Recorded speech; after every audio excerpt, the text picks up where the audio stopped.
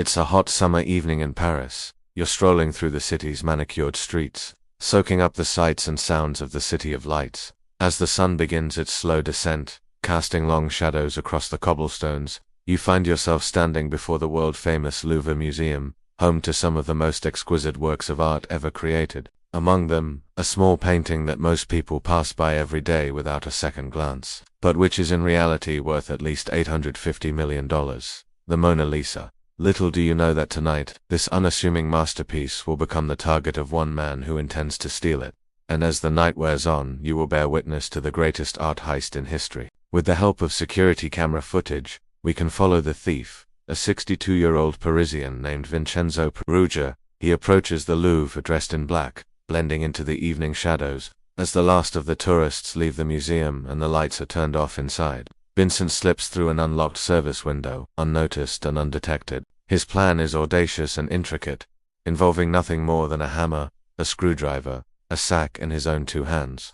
Vincent makes his way through the darkened halls, passing priceless artifacts that would make any collector's heart race. Finally, he arrives at his target, the office of the Louvre's night watchman, where he proceeds to tie up the poor guy with an electrical cord. Then he gets to work, removing the heavy glass covering the Mona Lisa with a hammer and prying the painting from its frame with a screwdriver. It comes away cleanly, leaving behind only a small hole in the wall to suggest that anything has happened at all. Vincent quickly wraps the painting in the sack and disappears back into the night. It's not until the next morning, when the museum opens to the public and the staff arrives to unlock the doors, that the theft is discovered. Immediately, the news spreads like wildfire, sending shockwaves around the world. The Mona Lisa, one of the most famous paintings in existence, is gone. How could this have happened? Who was responsible? And where is the painting now? For the French police, the task of finding the culprit is daunting. With no clear leads and a mountain of theories to sift through, they must tread carefully to avoid falling into a trap laid by whoever was responsible. The pressure is immense. The world is watching and the clock is ticking. They need to find the Mona Lisa and bring her home. As the investigation drags on, the police are faced with a series of false leads and red herrings designed to throw them off the scent. But they refuse to give up, and eventually their hard work pays off. When they receive an anonymous letter that changes everything, written in halting French, the letter claims that the thief has been holding the painting in his apartment the whole time. With newfound determination, the police descend upon the apartment building where they believe the Mona Lisa to be hidden. But they aren't the only ones interested in the case. A mysterious American billionaire named Henry Ford II has also launched his own investigation, and he isn't above bending the rules to get what he wants. In fact, he has a colorful past that would make even the most jaded detective raise an eyebrow. Rumor has it that Ford once kidnapped a famous aviator just to get him to fly his plane, and he's not above using underhanded tactics to recover the Mona Lisa. In a daring move, Ford's team breaks into the apartment building ahead of the police and finds the apartment where the letter said the painting would be hidden. But they're too late. The apartment is empty and the Mona Lisa is nowhere to be found. Just as they're about to give up hope, they spot something in the corner of the room, a pile of old newspapers and rags. Could this be a clue? As they pull the items away, they discover a keyhole that wasn't there before. With trembling hands, they insert the key they found earlier and turn it. The secret passageway opens up, revealing a staircase leading down into the darkness. The team cautiously descends the stairs and emerges into a dark and dank basement.